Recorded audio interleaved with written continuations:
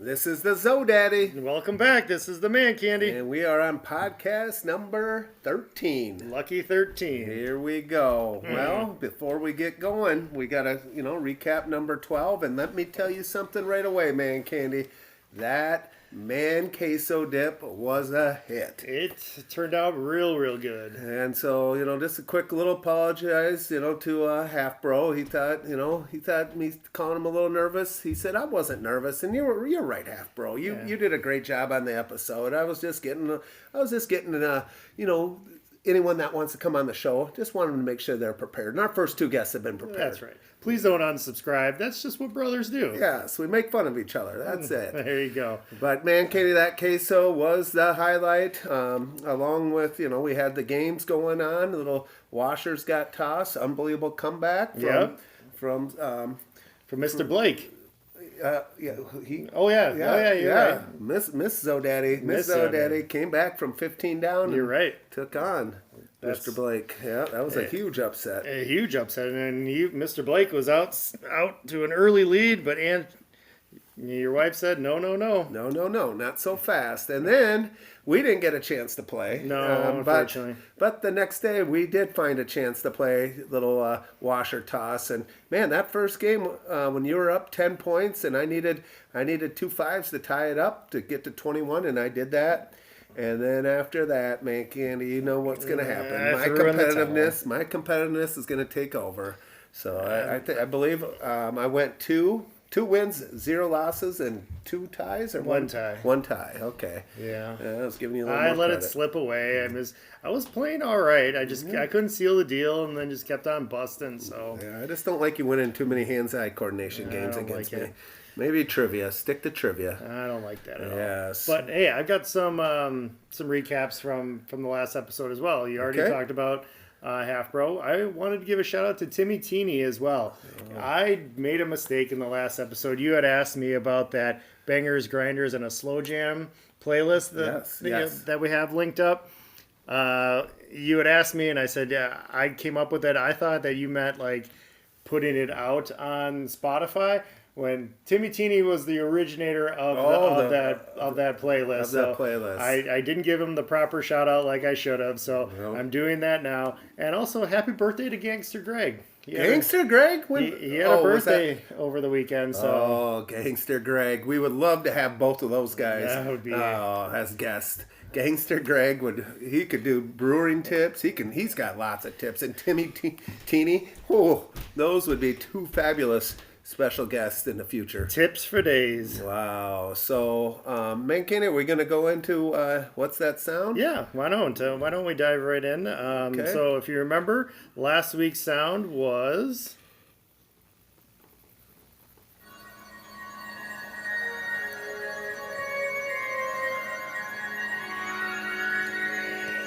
Jeez. I said if you know, you know. Well, I'm either going to go, it's Journey to Atlantis, getting on that ride, which I don't know if you've gone to SeaWorld or something like that, or it's some video game introduction to it, or a movie. I don't know. I'm totally stumped. It is neither of those. It is the beginning to the song Mr. Roboto by Styx. Oh, that's for Timmy Tebow. That's Timmy Teeny's. Timmy Teeny's favorite song, Mr. Roboto. I would not have... I didn't know it. I'm hoping. Teeny Timmy. Actually, I hope he would have replied to that sound. I don't know. I didn't see anything in the comments. No, but we need to get some more people on those comments. You know. All right. Well, what's this week's song? All right. So. I think you're gonna get this one. I hope so. I'm on a two episode drought. I know. Yeah. So okay, right. Let's see if you get this one. All right. I think you will.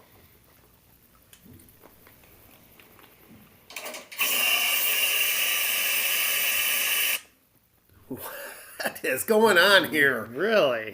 What? All right, here we go.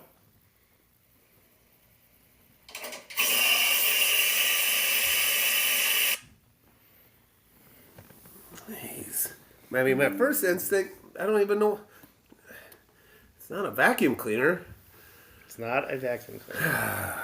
ManCandy, I don't know. I might have got stumped up oh for the for third. 3. Oh, man. Me getting that popcorn and all those other ones, and now all of a sudden you're blowing in Nintendo cartridges and playing Mr. Roboto, and I don't know what you're doing anymore. You're off your game now, so I thought you would definitely get this one. But if you know what's that sound, please make sure to like it and place it in our comments, and maybe even give us a shout out on X at JO Tips Podcast. So, well, now we're on to podcast number 13. Let's get into it. And we are just thinking of some things that, some tips, maybe some outdoor household tips. So we're just thinking of anything that you have to do outside of your house and some tips on that. Because I don't know about you, but at our household, my wife, Miss Candy, is the director of the interior, and I'm the director of the exterior. So then why is Miss Candy always planting stuff outside? Because I don't like to plant it. Okay. So she's especially weeding. I hate to weed. Now, so. I think Mrs. Zo-Daddy does nothing on the outside except, maybe catching some rays on the deck. That's about it. So I can learn from maybe some of these tips too. That's for sure. Because there's plenty of landscaping tips I really need. And, maybe you have that as one of your tips, and maybe I'll follow it. Why don't you go first? Well, my first thing is always, trying to keep the yard nice and mowed. And there's times where I kind of, let it grow a little bit and try to get some of the weeds out of there. If you let it grow a little longer and cut it a little higher, those weeds will kind of take care of itself. I know you go with a company to come and spray. Mm-hmm. I haven't been doing that. Maybe, I have to deal with dandelions early, but they usually die off, in early June. And so, keeping the yard a little high, but consistently mowing it. And then with that, you got to get the weed eater out. Man, can I see you do it a little bit? But, my other tip is maybe keeping the driveway cracks in the driveway, keeping those weeds down. I saw you have a couple in the cracks of your driveway. Thank you. Maybe take the weed eater to those weeds in the cracks of the driveway and get that driveway.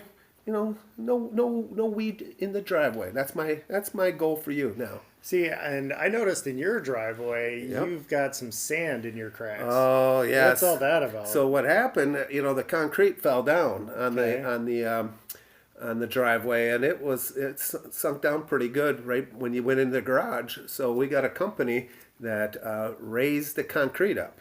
Mm-hmm. And then they said we could hire a different company that would have sealed the cracks in. And I'm like, well, I just wanted it raised up for now. And so when they raised it up, there was a huge gap. So what I ended up doing is taking a pool noodle. Okay. Put the pool noodle in the cracks and then put some sand in there. Now I know I'm supposed to put a little sealant in there, but I don't know. That might be a step bro. Might need to help me out with that. Yeah, that's a little bit out of your handy category. Because I can see, I know you have to, get the ends, put some like little wood at the end, and I just don't know about this self-leveling sealant. I don't know if it's the real deal or not, but eventually that's what I'll get to. So, yep, that's where the sand comes in. I get it. I mean, it's not a bad tip. Yep, not a bad tip at all. Being the fourth handiest brother on this block, so I don't know. I think we might be tied for 3-4 spot. All right, what do you got? Going on to your lawn tips, I'm a fan of mowing in different patterns. Ooh. I have two patterns that I do, vertical and horizontal, and I switch it up every time I mow the lawn. Okay, that's no reason why. No reason why. I respect that, ManCandy. Oh. And I just get pretty much the same pattern. My goal is always to, what's gonna get me to finish the fastest. Sure. And so I see you out there, and I'm like, geez, I think I can do it in half the time ManCandy is doing it, but he's getting different patterns in there. So that's all good. That's right. Sometimes I always saw how you would mow a straight line and go across the basketball court to the other side. Yeah. See, I would not go across the basketball court. I would have just been going back and forth on that, and then the same thing on the other side. You're matching lines. I know. I'm just cutting down on the time. Just trying to cut down on the time. I respect that, though. Thank you. ManCandy. Thank you. Make sure to keep your grass off the street and snow as well. So when you're done mowing there, make sure to take that blower, get that off the street, don't want your neighborhood HOA president to be yelling at you again for anything like that. So I got another tip with the winter. Okay. My snowblower hasn't been working the greatest in the last about 3 or 4 years, so I've been kind of doing it by hand, which isn't terrible, but get someone that has a powerful snowblower for the end of the driveway. And that's where I got ManCandy to come in. ManCandy comes in at the end of the driveway and he takes care of business. There no snow plow. I just tell him, come on, pile it in, because I know ManCandy will get rid of it for me, and he does it a great job. So shout out to you, ManCandy. Yeah, so go ahead, stay in bed a little bit longer. That's fine. That's I'll take care of it for you. That's right. So. I know you will. That's the advantage of you working from home, because I know it's going to get taken care of. Yeah, I remember, I don't know, this is probably like 8-9 years ago where we had that really bad snowstorm, and you and I were out snow blowing, and then all of a sudden Big Bro from across the street, he looks like he was struggling with his driveway, and being the friendly neighbor and new to the neighborhood that I was, like, all right, well, let's go over there and we'll help out the neighbor. Help out the neighbor. So, and this was a bad snowstorm at the time. That took some time. That was a battle. So, go over there, take care of his the entry to his driveway, and then start heading back home and putting the snowblower away. What do we see? Big Bro fires up his snowblower. He never had it on. We didn't think his was working, but it was working the whole time. Yeah, great. Yep, Big Bro put this kind of made us do all that work, and he had a working snowblower. Unbelievable. That was funny. Another tip that I need help on is just organization of the garage. Okay. I'm not that good at that. I'm not the best. I kind of know where everything is, but there's some times where I need a certain tool, and it takes me 5-10 minutes just to find it. And I wish I was a little bit better at organizing, and I've been trying to hang up, having some things to hang up some of the equipment. Well, some of the things didn't quite hang up right. I had one thing for the broom, and that busted the drywall. Yeah. So now, just some of the things, some of my good intentions didn't come to pass here, where I would want all my equipment all nicely on the wall. Again, Step Bro, excellent organization. He's got everything right where he wants it, and that's what I want to be sometime, just like Step Bro's garage. But he also has a lot more tools in his garage that he has to worry about. I think you need a good cleaning of your garage. So you got old sports equipment in there. I did do some cleaning. Yeah. I agree. But I saw a buddy of mine today, and he's out there throwing some passes to his son, and I said, hey, I think I got a youth football in my garage. There you go. That I was going to probably throw away if I had an extreme clean out. Now I can give it to one of my buddies and see if his kid can maybe be all state someday in football. Yeah. Hey, the last week I was in your garage and I noticed you still had my water balloon slingshot. We got to bring that thing out sometime. Oh, that's a good call. See, that'd be a good... I would. You, if we were looking for it, I would have had no idea. Exactly. You saw it somewhere in there. How is it in my garage? No idea. How often do you sweep your garage? Not that often. I do. It kind of depends. If there's no cars in there, and I happen to mow, I'll take the blower and do a little blowing out. I always do a good wash of the garage after winter, get all the salt off of it, off the floor and everything. Smart. And I've done that. I've done that actually twice this year. Is actually I did I sprayed with water. Power sprayed the whole garage floor, and I have vacuumed it once, with getting all the cobwebs everywhere, and so I need to get better at doing that. Yeah, and that's why that could have been our tips. That might be a tip for us, man. Let's keep our garage a little cleaner. Okay, all right. We're not going to hold each other accountable. We're not going to get like neighbor Gary clean. No, neighbor Gary. Garage. Geez, when you paint, that's taken to a new level. When you got that paint on the floor and you're out there watching Brewer games out in your garage every game, that's taking it way to a new level. Having a couple Miller Lights or whatever he's at. He likes the Tecate light. Tecate, there it is. So neighbor Gary, he's a legend on the street. Yes, he is. So just another thing, I kind of, I kind of have the rocks, and when we first moved, there was all the wood the mulch, all the wood chips and everything. And I realized that at an early state. I'm like, hey, I could keep this and have to replace it. And I said, I'm not going to replace this every year, new mulch. So I got rid of it and put the edging in, and then went with all rocks. Just had them dump a lot of rock in the driveway and take the wheelbarrow and just go along the foundation of the house, and I haven't had to worry about it since. Yeah, that's kind of our fault as well. I mean, in the backyard, we got a couple big spots. They got some mulch in it, and it's like every year or every 2 years at least. Yes. Gotta make those runs to Blaine's Farm and Fleet or Home Depot and load up the car. Maybe even have to take 2 trips, But ManCandy, that's not a bad day for you, because that's a bandana day for you. That is true. You get that's the bandana. Shirts off. Bandana. I like when you have the cutoff shirt on and the bandana and some sweat coming down. You go in one bag on the shoulder, and that is a true ManCandy Saturday or Sunday. There, it's definitely an experience for sure. So as we start. Summer's winding down. Yes. And we're starting to get into the fall and winter. What sort of outdoor tips would you have in kind of this transitional period of time? Well, I mean, when my mother-in-law was still around, she worked at the Bruce Company, and she was so good with getting on me about, hey, you got to fertilize here, and here. And she would always, most of the time, she would actually bring over the fertilizer that I would need. Okay. So, you had the fall fertilizer, then you have the, you got the spring, and then summer. Well, that's kind of been, I haven't been fertilizing probably for the last, 4 or 5 years, ManCandy.